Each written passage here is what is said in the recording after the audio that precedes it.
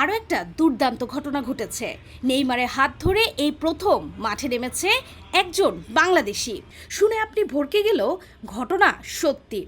এক গৌরবোজ্জ্বল ঘটনার সাক্ষী হয়েছে বাংলাদেশ, সাক্ষী হয়ে সান্তোস বনাম করেটিবা ম্যাচ।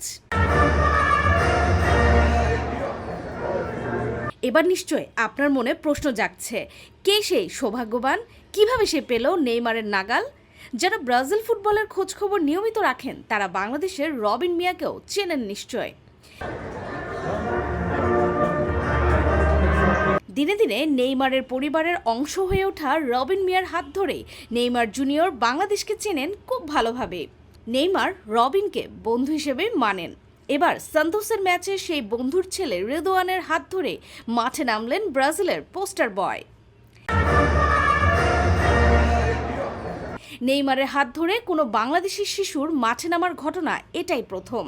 এমন ঘটনার রাজকীয় স্বাদ দেওয়ার জন্য ধন্যবাদ রেদোয়ান। তোমাদের হাত ধরেই বিশ্ব পৌঁছাক, বাংলা জোয়ার আসুক ফুটবলে। ল্যাটিন বাংলা।